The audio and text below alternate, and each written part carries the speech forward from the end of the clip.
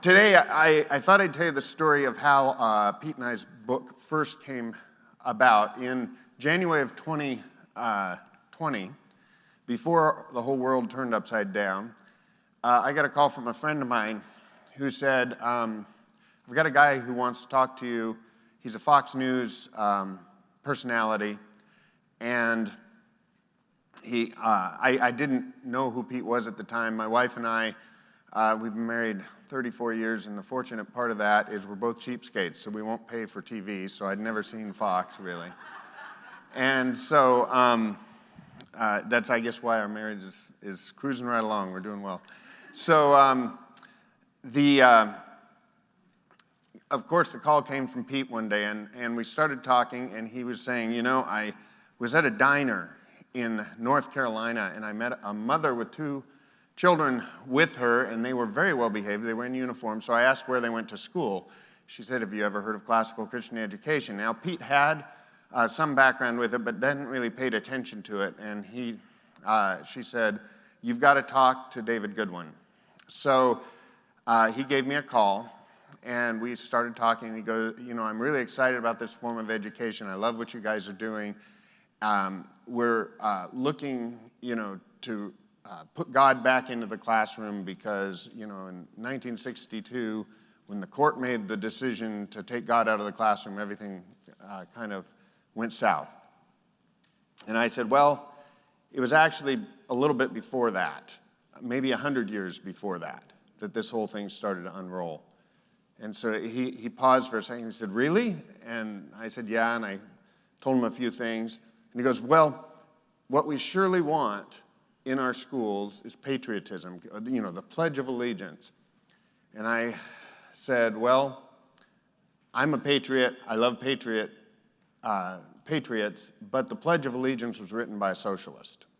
And it was written and put into our schools by the progressives, early progressives, for the purpose of taking the Apostles' Creed out of the school. And there was a war against Christianity in the course of this story. Started telling the story. Now, I've got a principle with media people, and it seems to hold true every time. They give you 20 minutes, and at the end of 20 minutes, they have to go. And Pete was no different. And I said, let me send you a couple of chapters of manuscript I wrote. Maybe it'll help explain this. And I sent him the first two chapters. He called me back a week later and said, we've got to do this. You want to help us write a documentary on this? So we created Miseducation of America, if any of you have seen that on Fox Nation. I basically was the developer of the first season of that. It was the most binge-watched thing on Fox that year, so they asked us to do a second season. The second season I was a little less involved with, but it's still very good. And so when we got done with that, Pete called me again and said, we got to get your book published, and we worked on that. It was really hard then. By now it was just early in 21, and it's really hard to get books published during the pandemic. Ultimately, Pete and I signed on together because we both had a story to tell. His was starting at the present and looking at our problem, and mine was looking at the past to find that problem. Now, I appreciated Dr. Cook's talk this morning. I fit in the logic category, I guess. I never thought about this before, but I ask why a lot. One of the things that I just have a bad habit of is I don't just ask it once. I keep asking why when things don't make sense.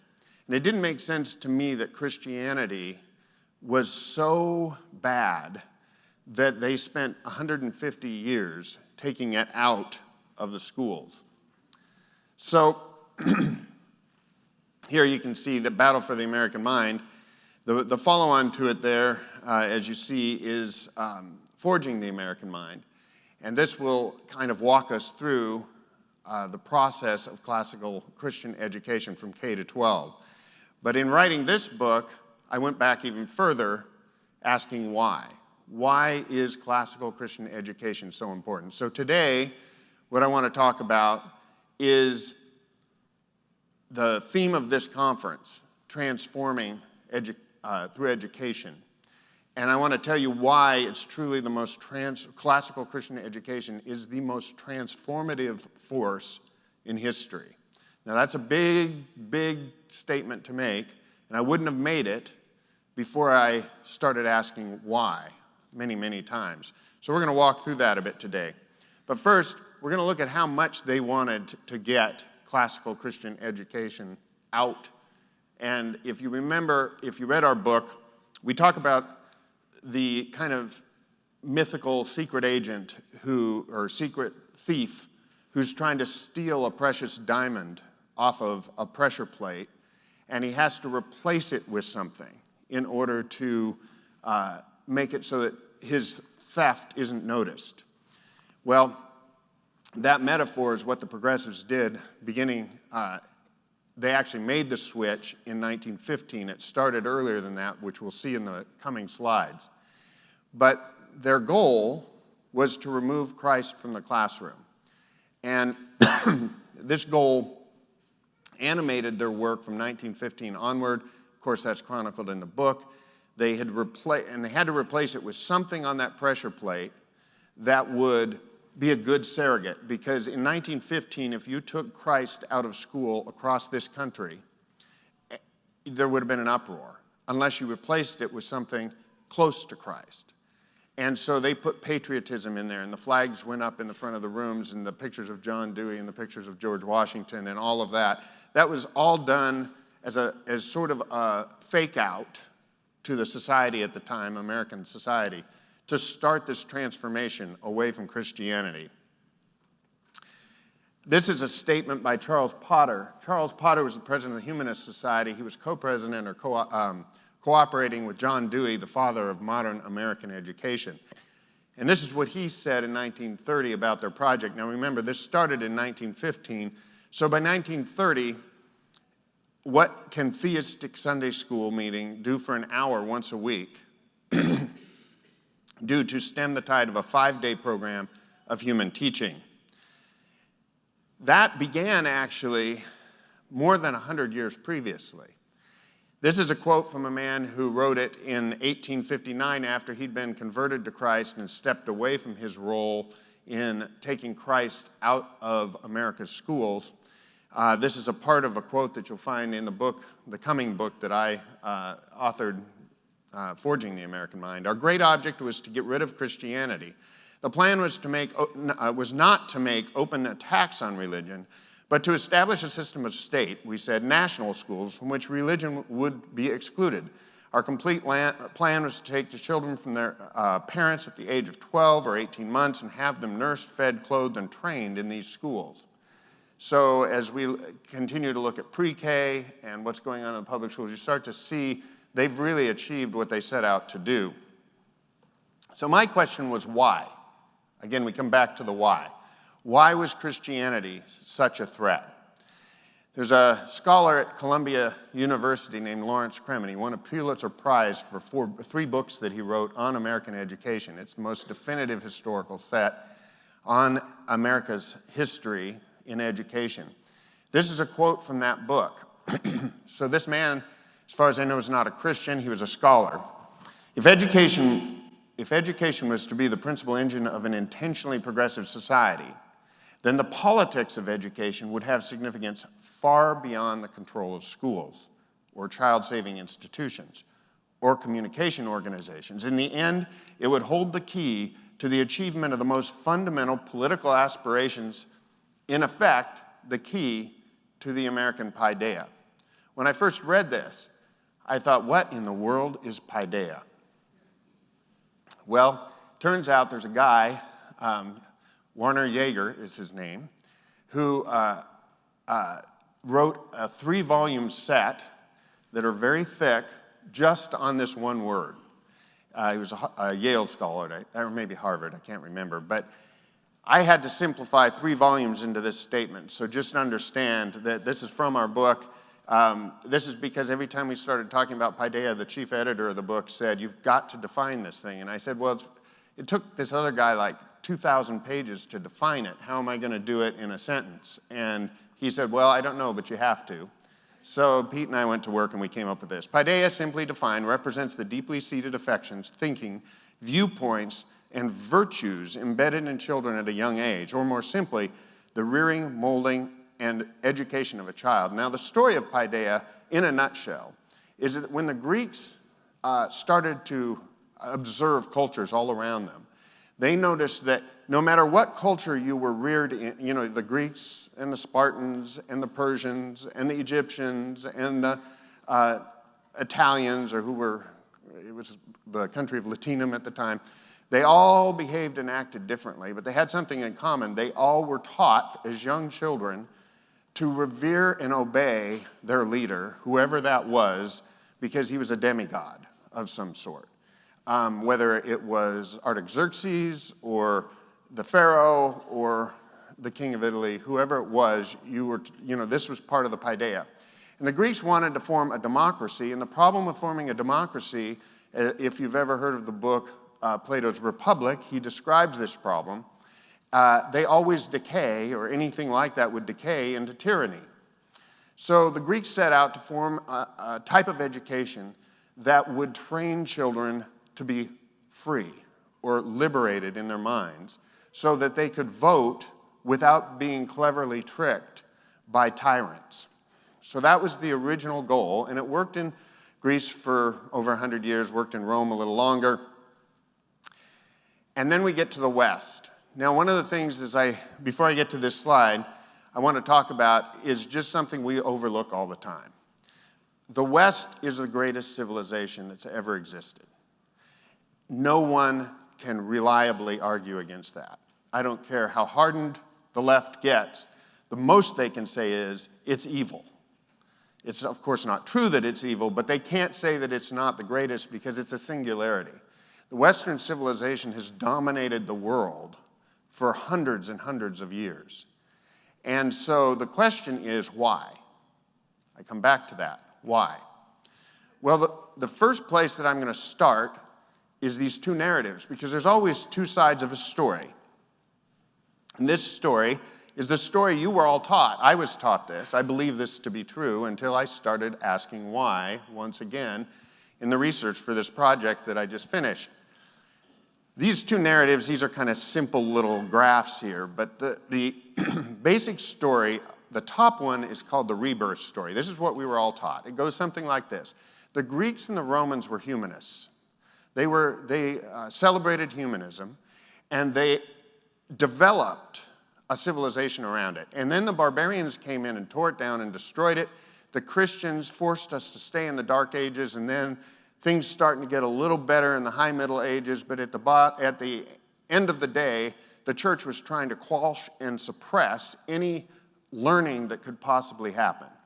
So around 1350, for no reason given to us whatsoever in school, we have a rebirth.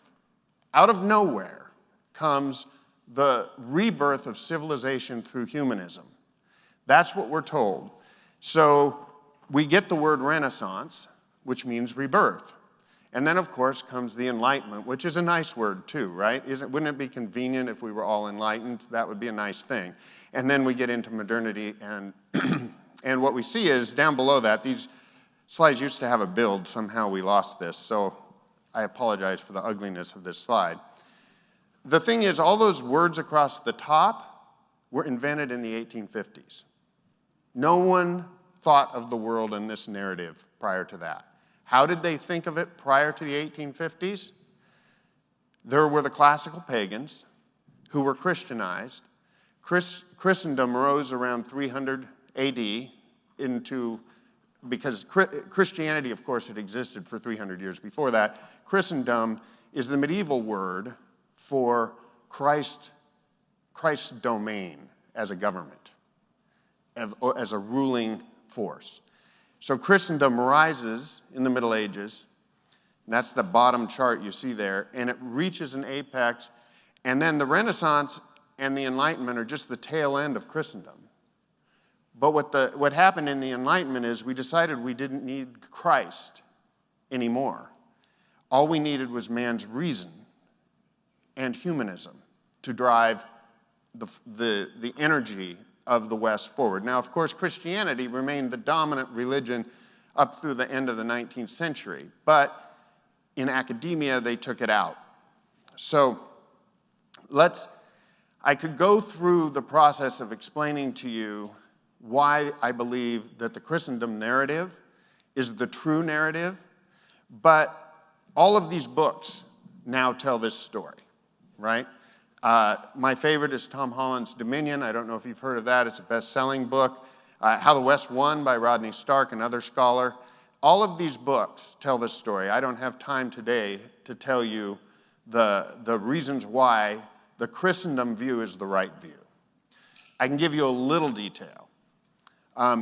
It's believed, of course, we were told, this is one of the little lies that was told to us, that the church suppressed science, and therefore the belief in an Earth-centric view of the solar system was the predominant, it's called the Ptolemaic view, was the predominant view throughout the Middle Ages because Christianity quashed anyone and punished anybody who said anything to the contrary. It's a complete lie. The truth is that in the church, in the Middle Ages, any change to a dominant belief required a lot of evidence. And that evidence started to amass in about 1100, and you can trace the people who started to challenge the whole geocentric view of the solar system. And then all of a sudden, we see this thing spring out of nowhere, again, in the Renaissance with Copernicus and Kepler, who theoretically came up with this out of whole cloth, but I've got the whole list of names, I don't have time to go through it today, of people who led up to that. It was a progression that was only possible because of Christianity. The Ptolemaic system existed way back into classical times, but Christianity righted it because it asked questions, it sought knowledge. So this gave me a kind of an idea that knowledge might be part of the key to the why here. And another thing that both, mostly Rodney Stark in How the West Won, one thing he says that's interesting, now all these guys, by the way, both Tom Holland and Rodney Stark are not believers. Jacques Barzun was not, as far as I know, and the other two were. But what they all, or what Holland and Stark both seem to agree on was that we have been trained by academia to believe that the greatness of the West is embedded in science and humanism. That's where we get our greatness. They miss a big piece that really describes the West. And you catch this because a lot of times people will say, well, gunpowder was invented by the Chinese, and they start going around the world of all these various civilizations that invented various technologies. Well, if we believe it's all about science, that might be impressive. But the thing both of these guys mention, and they tell you the story of how this happens, no other civilization built the gun or used any of the navigational tools or any of the compass functions or any of the things that were developed by the West. Why is that? Because of institutions. The West is fundamentally a collection of institutions and ideas. That's what makes it great. So let's look at some of those really quickly here. What made the West? So the orange ones here I'm going to go into a little bit more, but scholars will universally accept, this is well documented, that there are three things the West invented that did not exist in any form previous to the Middle Ages: the university, parliaments, and cathedrals. Now, when I say cathedrals, of course, we all think of those great medieval buildings, which are certainly an amazing part of the West and its development. But the cathedrals came with it a system of parishes. So we have counties today, and in some of your states, they call them parishes, because the organization of people, previous to this, there were lords who owned vast swaths of land, and the people were just chattel. There was really no organizing principle. But the church cared about the people. So it organized them into groups, and then those groups had bishops, and the bishops were in cathedrals, and that's the cathedral system. Parliament did not exist. Now, a lot of people will tell you that America is based on Rome, another lie from the 18th century. America has some Roman elements in it, but even things like the Senate, which is what we call our higher legislative body, looks nothing like the Senate of Rome. Rodney Stark talks about this. He said the only thing it shares is its name. The legislative body of the Senate and the lower house was a function of Parliament. It came from the Christians in their definition of how to rule by consent of the governed in the Middle Ages. This was all developed then. So we'll look at a few of these others. The idea of private property, one would think existed, of course, because you had large landowners. But the idea of dividing things up and having lines and being able to sell and buy the property, and this also applies to personal property, but certainly land, and capitalism. Capitalism, we've been told, is a free market versus controlled market, but that really doesn't do a good job of describing it, because in history, the free market was the only way things could work. It was really hard to control economies across large empires. So basically, the free market worked everywhere, but it worked like a crony operation. It was a cronyism, right? The powerful people rained their control down upon the weak through crony. It's not crony capitalism. That's what people call it now. It was just crony economies.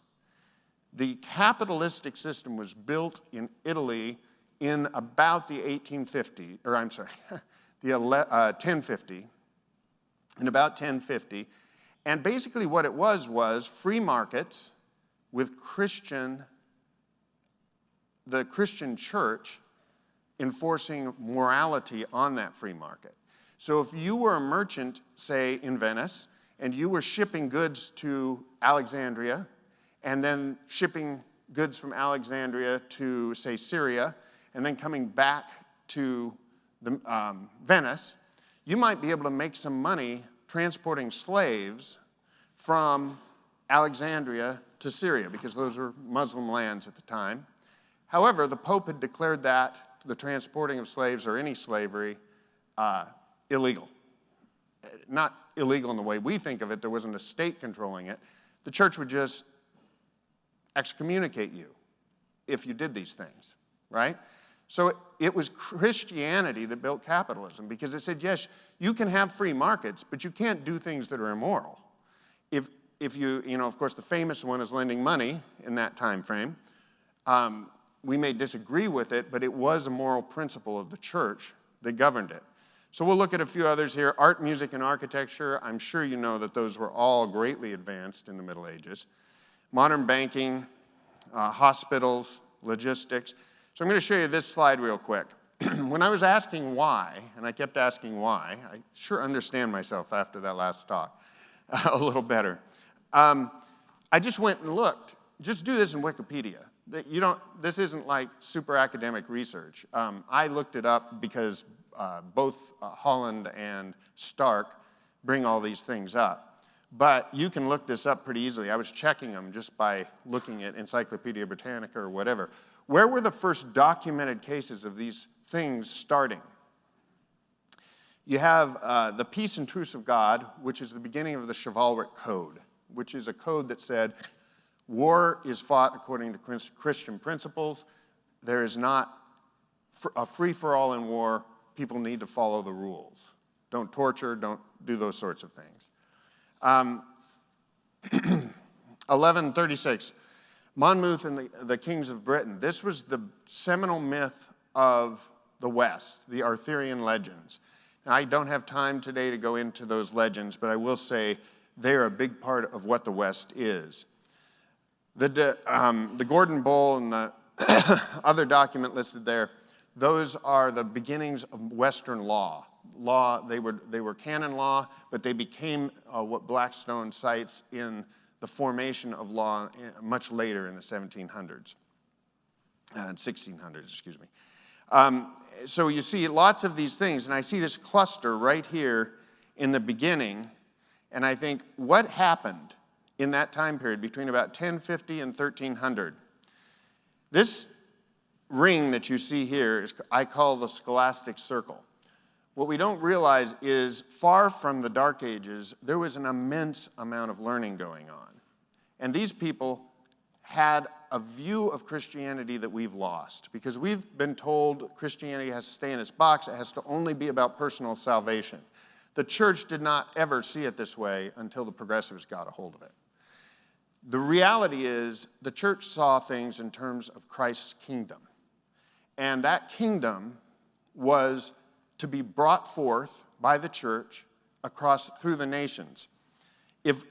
One way I sometimes illustrate this is I reimagine what Matthew 28 would say if the Great Commission were what we believe that Great Commission is in the evangelical church. And this is obviously not what the Bible says. I just want to let you know I'm not going to be heretical here. But I always like to read a document and say, well, if it says what we think it says, why didn't they just say that, right? So what it could say is, with my death, Jesus talking here, with my death and resurrection, I freed you all from the curse of sin and death. Therefore, go and tell all the world so that they might believe and be saved. That's what it could say. But that's not what it does say. And the medievals knew this. What it does say is, all authority in heaven and on earth has been given to me. His death did not just free us from our death and sin. It freed the world from the rule of evil. Therefore, go and make disciples of all the people? No, that's not what it says. Make disciples of the nations. Paideia is the function of making disciples. It's not just converting that we're called to. It's discipling the nations. And it, of course, talks about baptizing and then observing all that I've commanded of you. So the medievals said, well, let's find out what Jesus commanded of us, and let's see if we can apply it to every institution, every human system, and let's see what happens if we do that. And that's what was going on in these centers that I'm circling here. This is the scholastic circle, these were all operating in about 1050. This is the number of universities that existed by the end of the scholastic age. If you look at that, that's quite a few. The university became the center, not of what we think today. First off, universities, the average starting age, does anybody want to guess at the average starting age in universities in the Middle Ages? I hear 12, 13, 14 is the technical answer, but there were a lot of kids starting at 12, right? So the university, as we think of it, isn't what this is. This is a center of learning where they come together and they reason and they try and find the truth of Christ and they apply it to every single institution in the world. This is a scholar in 1895 said, universities may be said to constitute the greatest achievement of the Middle Ages. Their exercises affected Europe more powerfully or exclusively than any schools, in all likelihood, will ever do again. Why did he say this? Because everything that the universities developed during this period between 1050 and 1300 was revolutionary. It was transformational to form the West. John Henry Newman in the 19th century said, it's the university which makes a nation's greatness, not its wealth or its arms, but the quality of its people. Echoes a lot of what was said earlier from de Tocqueville. So I went and said, well, let's look closer at this time period between 1050 and 1300 and see if we can figure out what made it so great. Well, this cast of characters, and I've got the lines here that are showing who was working with whom, is the who's who of the academy. This is the who's who. Now, Anselm contributes something very critical, and we're going to see this next. Actually, I'll just jump into it. We'll look at these. I don't have much time here, so we'll go straight into this. The medieval liberal arts are the invention of this time period during the scholastic age, and that is now what classical Christian education seeks to emulate. So what you have in this, grammar, we understand what that is. The logic and rhetoric both came from Greece and Rome, but Rome used them differently. Rome was putting adversaries against each other, trying to argue whose politics should be accepted and true. The Christians repurposed it and said, no, the dialectic and the rhetoric aren't for fighting, they're for collaborating with each other. So when we have kids in classrooms, in classical schools, conversing with each other and talking and trying to find truth based in a great book and in the Bible, that's the process that they started in the Middle Ages. Now that crown at the top, theology, that was Anselm's contribution. He said, I don't come to Christ because I know and I learn. I can only learn because of Christ. So we're going to put theology at the queen over all of the knowledge. And then we build the humanities in underneath that. I mentioned here, this detail I really don't have time to go into, but this is a picture of the medieval liberal arts as they were practiced and as we're trying to recover them. What's the purpose of recovering them?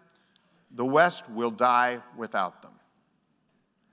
I know that's a bold statement to make, but it's not just me saying it. It's well known by historians that I've already cited that the West will die unless we can restore the form of education. And this is what got Pete's attention when we first started working together, and he was all in and remains all in on this thesis, that our only way to sustain the West is not through elections, it's not through activities that we, all of these political activities are important and they're crucial, but the most important political contribution we can make is to restore the Christian paideia. In Ephesians 6, it says, fathers, raise your children in the paideia of the Lord.